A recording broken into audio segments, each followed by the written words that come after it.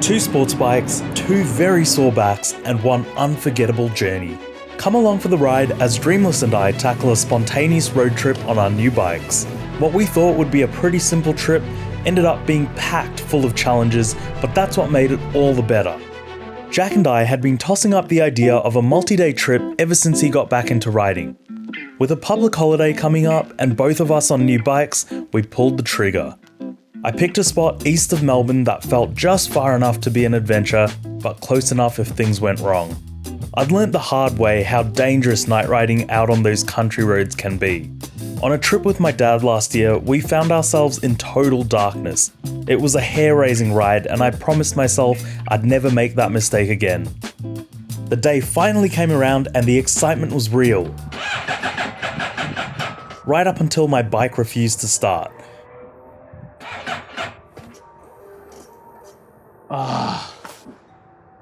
Fuck.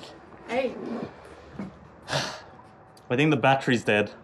A quick bump start later, we were out on the open road with our inline 4s screaming down the freeway.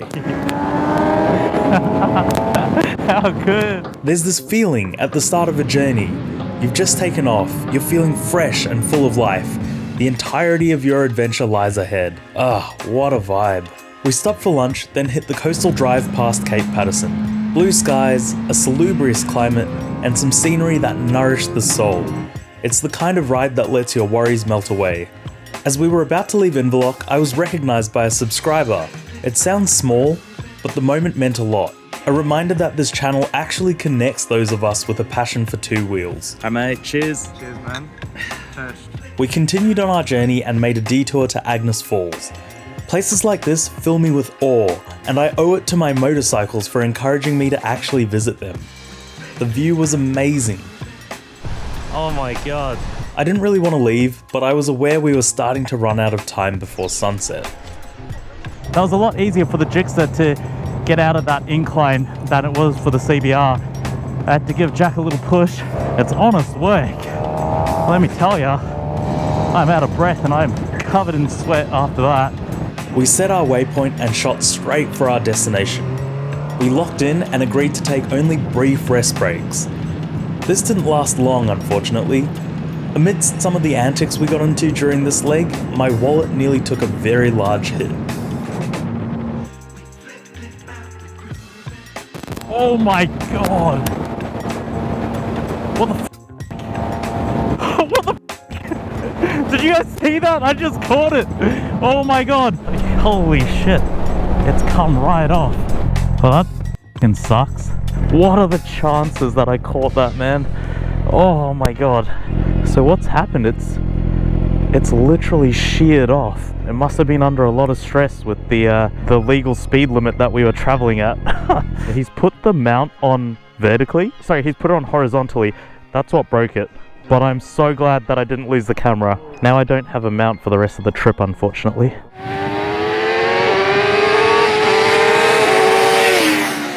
We fueled up at the next servo and dug our heels in for one of the most uncomfortable rides I've ever experienced in my life. With the sun having firmly set and wildlife beginning to appear at the side of the road, I was getting nervous. Every shadow could be an animal waiting to throw itself in front of your bike. Because of this, we skipped our rest breaks and just rode until we reached Sale. We rolled into town, parked up, and let out a collective sigh of relief. Man, GoPro out of battery. We are also out of battery and need a bit of a recharge. It's almost dark out. It pretty much is. And I think by the time we've bought our drinks and stuff, it's going to be dark. That's fine. I'm just glad we made it here because there were some kangaroos on the road that we were on and it's sketchy. Yeah. And my back and my knees gone.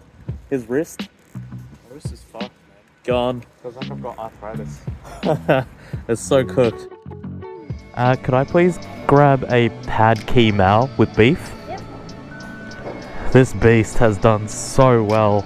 There's no better way to fall in love with a machine than to take it on a road trip like this. We shoved our dinner and drinks into our backpacks, then headed off on our final leg. It was short, dark, and sketchy, but we had a car in front of us which we used as a bit of a shield.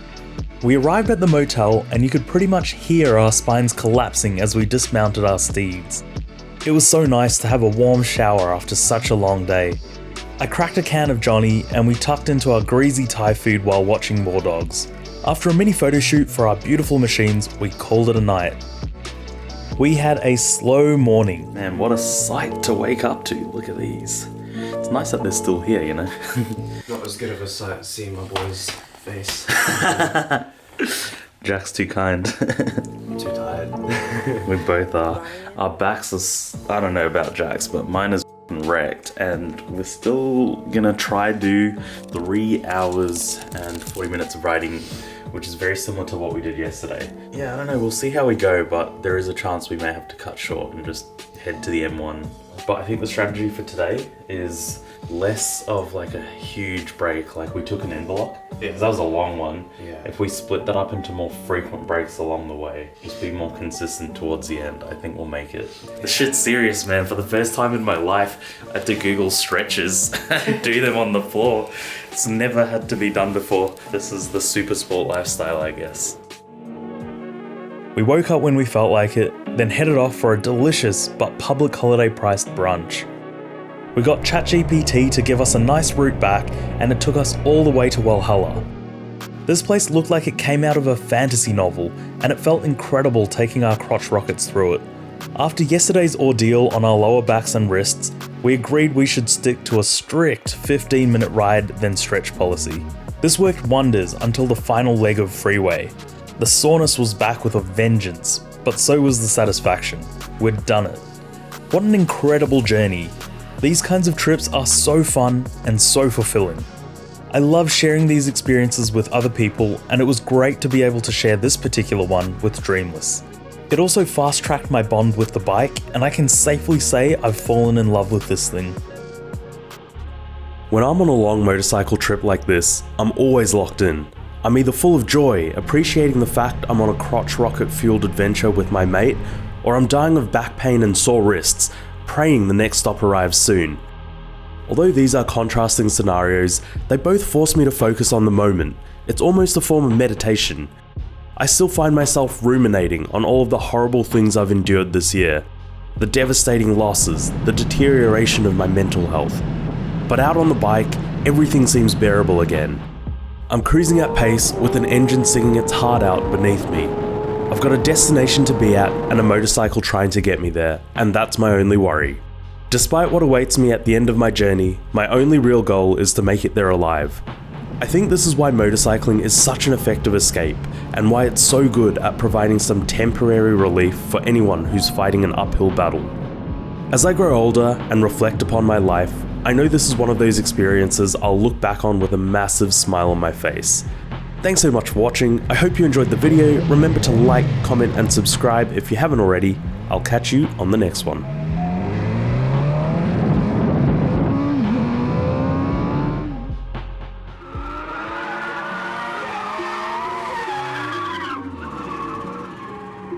You say you've got them guns, but I've never seen you bang. You say you've got them drugs, but I've never seen you slang.